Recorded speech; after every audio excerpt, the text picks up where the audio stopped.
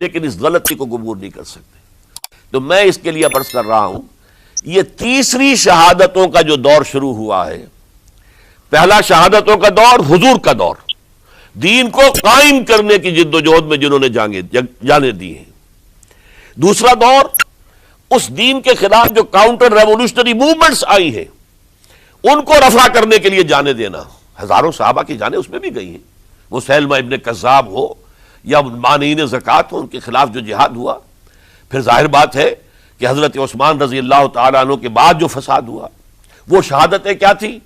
اس دین کے نظام کو قائم رکھنے کے لیے، انٹیکٹ رہے، دشمن اس کے اندر رکھنے ڈالنے میں کامیاب نہ ہو جائے.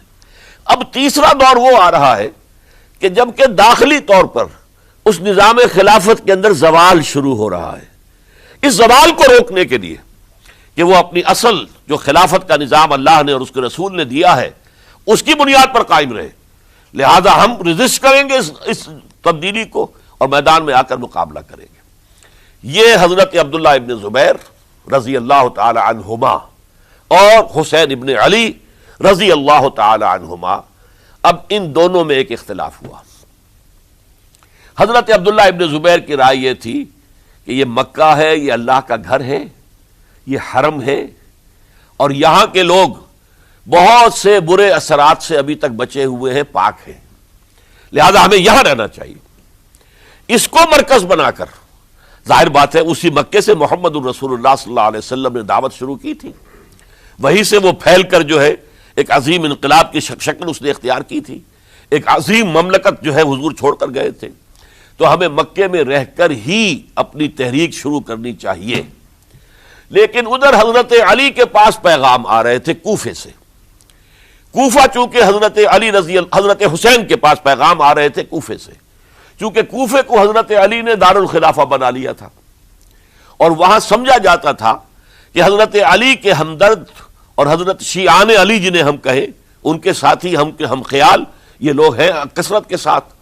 اور وہاں سے اب خطوط کا تانتا شروع ہو گیا، آپ یہاں آئیے، ہم بےتاب ہیں، آپ کا استقبال کریں گے، آپ کے ہاتھ پر بیعت کریں گے، تاکہ یہ جو قیصر و کسریٰ کی سنت شروع ہو رہی ہے اس کو روکا جا سکے. وہ تانتا بنا ہوا ہے خطوط کا. تو حضرت حسین رضی اللہ تعالیٰ عنہ نے فیصلہ کر لیا کہ میں کوفے جاؤں گا. حضرت زبیر روکتے رہ گئے کہ نہیں، کوفیوں پر اعتماد نہ کیجیے، یہ زبانی کلامی ساتھ دیتے ہیں، جب ڈنڈا چلتا ہے تو پھر یہ ہٹ جاتے ہیں میدان سے، ان پر اعتماد نہ کریں آپ. لہذا یہی مکے میں رہیے اور ہم دونوں مل کر ایک بڑی طاقت بن جائیں گے. اور یہ مکہ جو ہے ہمارے لیے حصار ہے، یہ ہمارے لیے پناہ گاہ ہے، یہاں سے اس دعوت کا آغاز کیا جائے. اب یہ افسوس ہے، اسے اللہ کی مشیت سمجھا جائے، اللہ کی مرضی ہے. جو کچھ ہوتا ہے وہ تو بے اذن رب ہوتا ہے. اللہ اپنی مصلحتوں سے ہم سے زیادہ واقف ہے، ہم تو نہیں سمجھ سکتے. حضرت حسین نے فیصلہ کیا اور ڈٹ گئے اس فیصلے پر کہ میں کوفے جاؤں گا. اب یہ بھی بات قرآن مجید میں آیا ہے، حضور سے خطاب کر کے فرمایا گیا فَإِذَا عَزَمْتَ فَتَوَكَّلْ عَلَى اللَّهِ. جب ایک مرتبہ آپ ایک ارادہ کر لیں تو پھر اللہ پر توکل کیجئے. پھر یہ نہیں کہ کبھی آگے کبھی پیچھے، جاؤں یا نہ جاؤں، یہ نہیں، یہ تردد یہ نہیں، بلکہ یہ کہ ایک فیصلہ کر کے ڈٹ جائیے، اس لیے کہ جو بھی نتیجہ ہے وہ تو اللہ کے ہاتھ میں ہے. لہذا اللہ پر توکل کیجئے. فَإِذَا عَزَمْتَ فَتَوَكَّلْ عَلَى اللَّهِ. لہذا سب نے سمجھایا حضرت حسین کو کہ آپ کوفے نہ جائیں. سمجھانے والوں میں حضرت عمر بھی تھے رضی اللہ، حضرت عبداللہ ابن عمر بھی تھے رضی اللہ تعالی عنہ. اگرچہ کوئی قرابت داری جو ہے قریبی نہیں تھی، لیکن بہرحال امت کی ایک شخصیت، عظیم شخصیت تھے. سمجھانے میں سب سے زیادہ زور صرف کیا ہے حضرت عبداللہ ابن عباس نے رضی اللہ تعالی عنہما. اور حضرت عبداللہ ابن عباس کون ہیں؟ ایک رشتے سے حضرت حسین کے چچا ہیں، ایک رشتے سے حضرت حسین کے نانا ہیں. کیوں؟ حضرت علی اور حضرت عبداللہ ابن عباس چچا زاد بھائی ہیں. عباس کے بیٹے، ابو طالب کے بیٹے، عباس اور ابو طالب بھائی ہیں. تو یہ فرسٹ کزن تھے حضرت علی اور عبداللہ ابن عباس رضی اللہ تعالی عنہ. لہذا انہوں نے جب کہا تو گویا کہ ایک چچا، ایک بزرگ سمجھا رہا ہے. اور دوسرے رشتے سے حضور نانا تھے حضرت حسین کے، اور حضور بھی کزن تھے حضرت عبداللہ ابن عباس کے، چچا زاد بھائی ہیں. اس حوالے سے سمجھ لیجئے کہ حضور کے کزن نانا کے درجے میں آ گئے، تو یہ دو رشتے تھے حضرت عبداللہ ابن عباس کے، اور انہوں نے بڑی الہا زاری کے ساتھ، بڑی اپنے مقام سے نیچے اتر کر خوشامد کی ہے، حسین خدا کے لیے باز آ جاؤ، حسین خدا کے لیے باز آ جاؤ، حسین اگر جانا ہی ہے تو اپنے بال بچوں کو لے کر نہ جاؤ۔ جس طریقے سے تمہارے باپ حضرت علی رضی اللہ تعالیٰ عنہ کو کوفہ کے اندر ذبح کر دیا گیا، کہیں ایسا نہ ہو کہ تمہیں بھی تمہارے بال بچوں کے سامنے ذبح کر دیا جائے، باز آ جاؤ۔ لیکن حضرت حسین اب اللہ کی طرف سے ان کے دل میں ایک ارادہ پختہ ہو چکا تھا، اور انہوں نے حضرت مسلم بن عقیل کو بھیجا تھا کہ جاؤ میری طرف سے کوفے والوں سے بیعت لے اور پھر مجھے اطلاع دو۔ وہ گئے، وہاں 12,000 افراد نے بیعت کر لی۔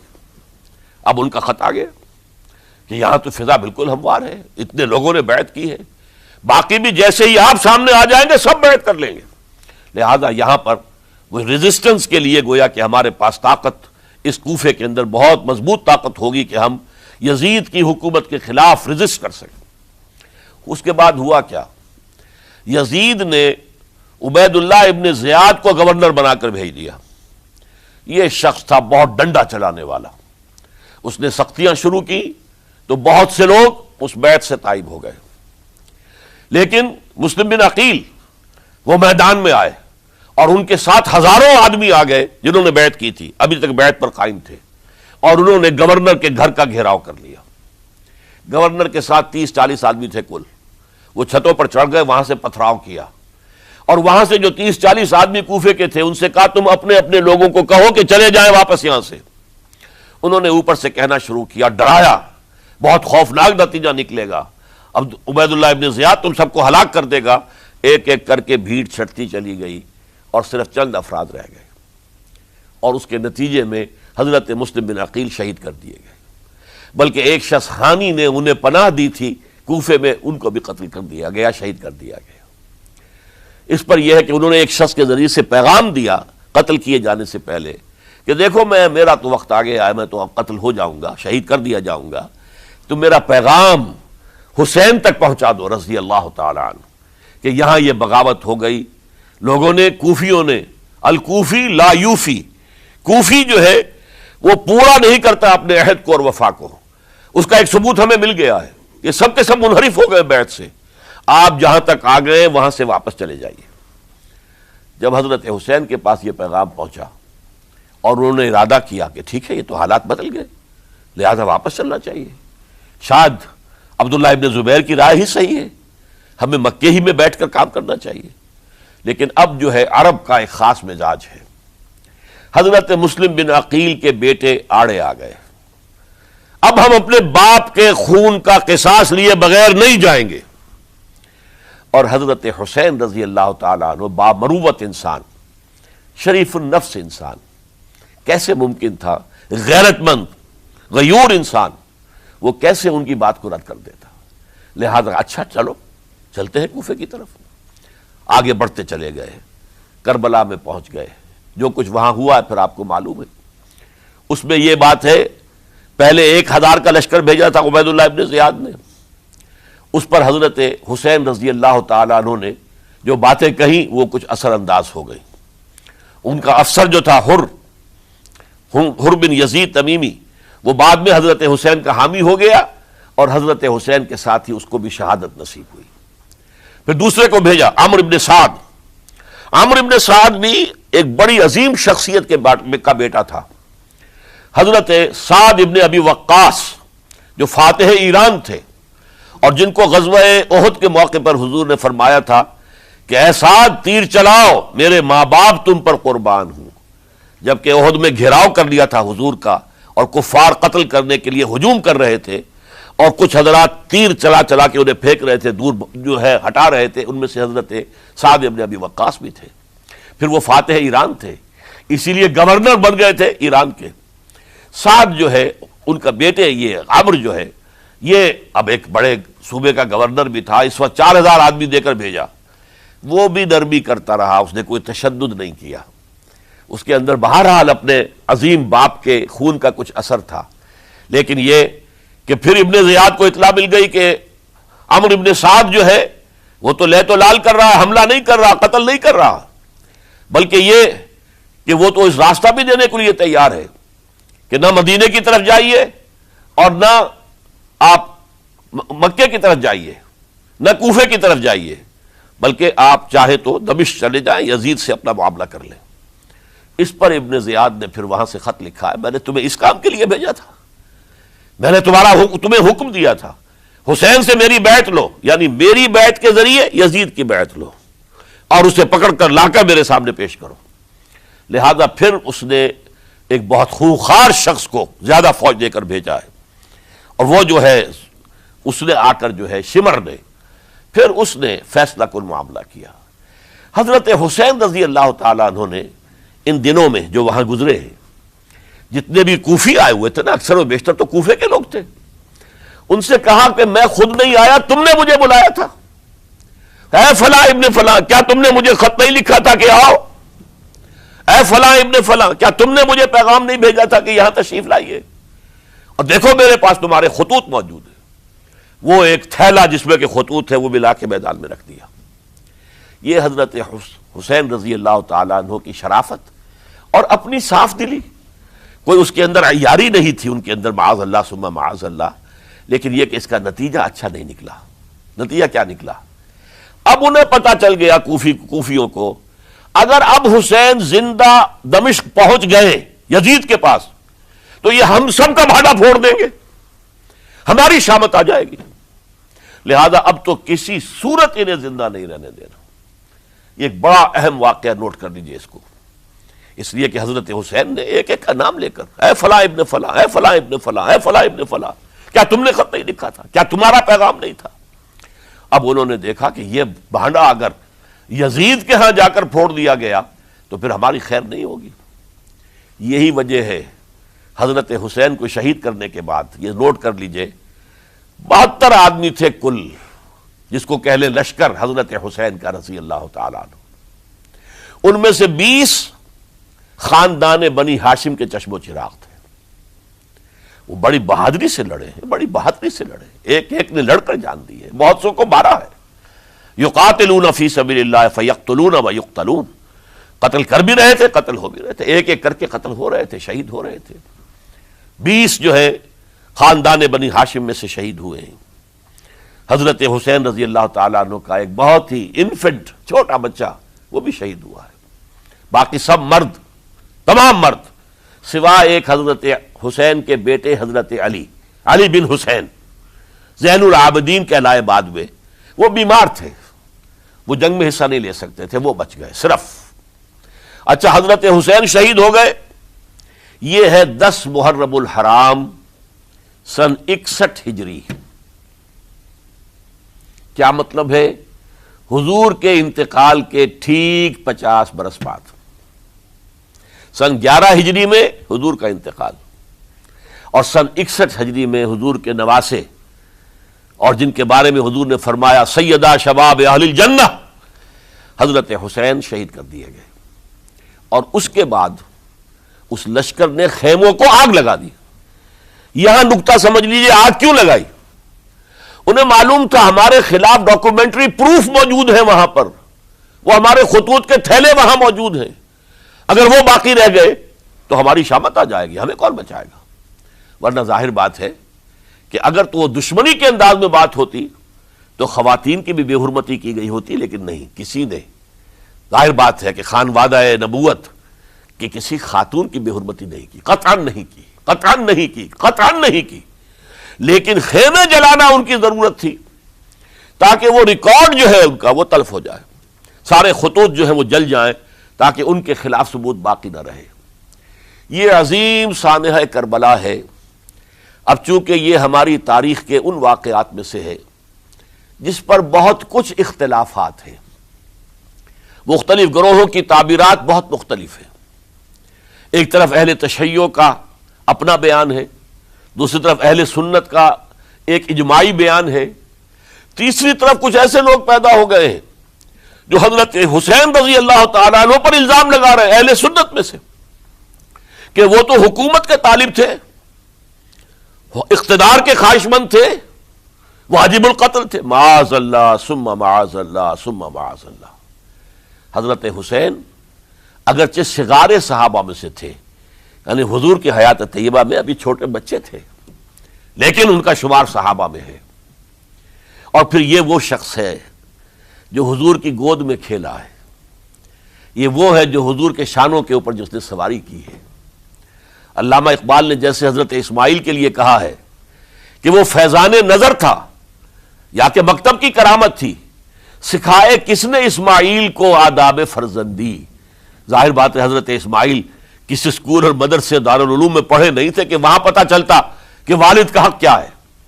یہ فیضان نصر تھا، ابراہیم کی نگاہ کا یہ فیضان تھا کہ بیٹے کے اندر وہ جذبہ پیدا ہوا کہ یا ابت افعل ما تؤمر، ابا جان جو خواب آپ دیکھ رہے ہیں اور جو حکم آپ کو اس خواب کے ذریعے مل رہا آپ کر گزریے، ستجدنی انشاءاللہ من الصابرین۔ تو اسماعیل کا معاملہ اگر یہ تھا فیضان نظر سے، تو حضرت اسماعیل تو حضرت ابراہیم کے پاس زیادہ رہے بھی نہیں، وہ تو مکے میں رہے۔ حضرت عثمان جو حضرت ابراہیم تو شام میں رہتے تھے، کبھی کبھی آ جاتے تھے، بس اس سے زیادہ معاملہ نہیں تھا۔ وہ فیضان نظر حضرت اسماعیل کو تھا، تو حضور صلی اللہ علیہ وسلم کا فیضان نظر کتنا ہوگا اس کا آپ اندازہ کیجئے۔ یہ کوئی جنگ اقتدار نہیں تھی، معاذ اللہ ثم معاذ اللہ ثم معاذ اللہ، بلکہ انہوں نے اپنا ایک فرض منصبی سمجھا ہے کہ میرے نانا کا لایا ہوا نظام اور اس کے اصول اب ٹوٹ رہے ہیں۔ جیسے حضرت ابوبکر کا قول میں نے آج بھی آپ کو سنایا، ایبدل الدین وانا حی، کیا دین میں ترمیم اور تنسیخ کی جائے گی، دین کی باتوں کو بدل دیا جائے گا جبکہ میں ابھی زندہ ہوں۔ اسی طریقے سے گویا کہ زبان حال سے حضرت حسین اور عبداللہ ابن زبیر رضی اللہ تعالی عنہم ان دونوں نے یہ فیصلہ کیا کہ ہم روکیں گے اس کو۔ آپ اختلاف کر سکتے ہیں کہ حضرت حسین کی رائے صحیح تھی یا حضرت عبداللہ ابن عباس کی رائے صحیح تھی، یہ کہہ سکتے ہیں آپ، لیکن کسی کی نیت پر حملہ نہیں کر سکتے۔ اسی طریقے سے بعض لوگ جو ہے حضرت عبداللہ ابن عباس، عبداللہ ابن عمر، ان کی نیتوں پر حملہ کرتے ہیں۔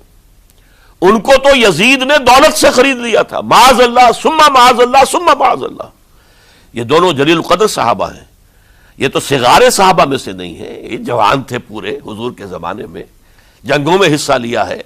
حضرت عبداللہ ابن عمر نے، عبداللہ ابن عباس نے رضی اللہ تعالی عنہما، انہیں کوئی رقم نہیں خرید سکتی تھی، کوئی دولت نہیں خرید سکتی تھی۔ جو رائے انہوں نے قائم کی دیانتاً قائم کی۔ اور ہمارے ہاں اصول یہ ہے کہ جب کوئی نئی صورتحال پیدا ہو جائے اور اجتہاد کی ضرورت پیش آ جائے اور پوری کوشش کر کے مجتہد اجتہاد کر رہا ہے، تو اگر اسے غلطی بھی ہو جائے، مجتہد مختی خطا کار، اس کو بھی اکیرا ثواب ملتا ہے، اور مجتہد مصیب وہ مجتہد کے جس کی رائے صحیح، جس کا فیصلہ صحیح، اسے دوہرا ثواب ملتا ہے۔ تو ان کے مابین ایک اختلاف رائے کا ہوا، اجتہاد کا ہوا۔ آیا یہ غلطی اتنی بڑی ہے کہ امت میں تفرقہ پیدا کیا جائے، امن و امان کو برباد کیا جائے، خوریزی کا بازار گرم کیا جائے، یا نہیں؟ دو کی رائے یہ ہوئی، ان کی مخلصانہ رائے تھی، ان کی دیانت دارانہ رائے تھی، ہم ان کی نیت پر حملہ نہیں کر سکتے، آپ اختلاف کرنا چاہیں تو کیجئے۔ اسی طرح حضرت عبداللہ ابن زبیر اور حضرت حسین ابن علی رضی اللہ تعالی عنہ، ظاہر بات ہے کہ ان کا بھی ایک اجتہادی رائے تھی کہ نہیں، یہ دین کے نظام کے اندر بہت بڑا رکھنا پڑ رہا ہے، یہ تو اب قیصر و کسریٰ کی سنت شروع ہو رہی ہے، یہ اسلام کے دین کے اوپر طریقہ نہیں، عمل نہیں ہو رہا ہے، تو ہم اسے اپنی جانوں کا نذرانہ دے کر بھی اسے روکیں گے، روکنے کی کوشش کریں گے، رکے نہ رکے ہم اپنی جانیں دے دیں گے۔ یہ بھی دیانت دارانہ رائے تھی، مخلصانہ رائے تھی، ان کی نیت پر کوئی حملہ کم سے کم اہل سنت والجماعت میں سے کسی شخص کو حق نہیں ہے۔ اس لیے کہ اہل سنت والجماعت کا کہنا یہ ہے، الصحابۃ کلہم عدول، صحابہ جتنے بھی ہیں وہ سب کے سب عدول ہیں، ان میں بدنیتی نہیں آ سکتی، خطا ہو سکتی ہے۔ اہل سنت کے نزدیک معصومیت خاصہ نبوت ہے، نبوت ختم ہو گئی محمد الرسول اللہ صلی اللہ علیہ وسلم پر، آپ کے بعد معصوم کوئی نہیں، ابو بکر بھی معصوم نہیں، عمر بھی معصوم نہیں، عثمان بھی معصوم نہیں، علی بھی معصوم نہیں رضی اللہ تعالیٰ عنہ اجمعین۔ تو معصوم کون ہوگا؟ عبداللہ ابن عباس بھی معصوم نہیں، عبداللہ ابن زبیر بھی جو ہے معصوم نہیں، حسین ابن علی بھی معصوم نہیں، اسی طریقے سے عبداللہ ابن عمر، عبداللہ ابن زبیر، کوئی معصوم نہیں۔ انہوں نے اپنی رائے قائم کی ہے، اس پر عمل کیا ہے دیانت دارانہ سنسیریٹی کے ساتھ، اور ان کے لیے اللہ تعالیٰ کے ہاں ہر طرح کا اجر و ثواب ہے، سب کے لیے۔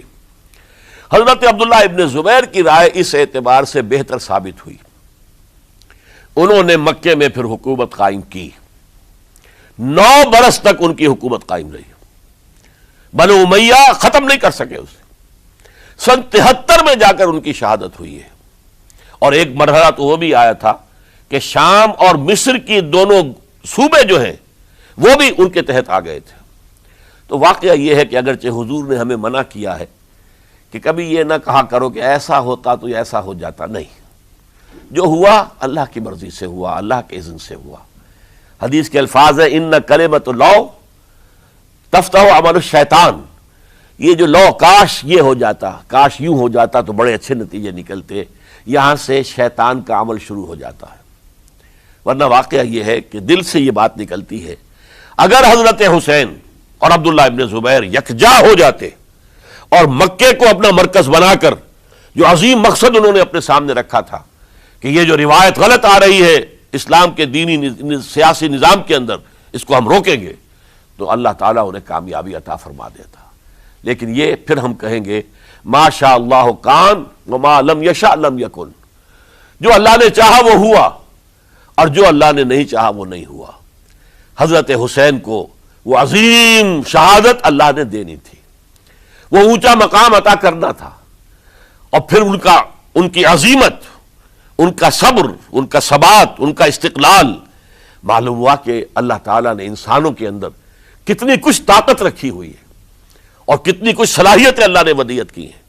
وہ جس طرح ڈٹے رہے، کھڑے رہے، واقعہ یہ ہے کہ وہ بھی نوع انسانی کے لیے ہمیشہ کے لیے ایک سبق ہے، اور وہ سبق یہ ہے کہ آپ حق، جو بھی آپ حق سمجھیں اس حق کے اوپر ڈٹ کر کھڑے ہو جائیں، اور اس میں پرواہ نہ کیجئے کہ آپ کی نفری کم ہے یا آپ کے ساتھ تعداد زیادہ، کوئی خیال نہ کیجئے، اس کے فکر نہ کیجئے کہ حالات ادھر ہیں یا ادھر ہیں، حالات سازگار آپ کے دشمن کے ساتھ ہیں یا آپ کے ساتھ ہیں، کوئی فکر نہ کیجئے۔ حق حق ہے، اس کا ساتھ دینا لازم ہے، اس کے لیے جان دے دینا یہ سب سے بڑی کامیابی ہے۔ وَلَا تَقُولُوا لِمَن يُقْتَلُ فِي سَبِيلِ اللَّهِ اموات، ہرگز نہ کہنا ان کو جو اللہ کی راہ میں قتل ہو جائیں کہ وہ مردہ ہیں، بل احیاء، وہ تو زندہ ہے، ولیکن لا تشعرون، تمہیں شعور نہیں ہے۔ وَلَنَبْلُوَنَّكُمْ، اب یہ تمام مسلمانوں سے خطاب ہو رہا ہے، ہم تمہیں لازماً آزمائیں گے، بِشَيْءٍ مِّنَ الْخَوْفِ، خوف سے، وَالْجُوعِ، اور بھوک اور فقر و فاقے سے۔ حضرت حسین اور ان کے ساتھیوں کو پیاس کے ذریعے سے آزمایا گیا ہے، حالانکہ دریا دور نہیں ہے لیکن پانی بند کر دیا گیا، کیسی کیسی شدت اور کیسے کیسے سخت حالات کا سامنا کیا، لیکن جھکے نہیں، گردن نہیں جھکی، ڈٹے رہے اپنے موقف کے اوپر۔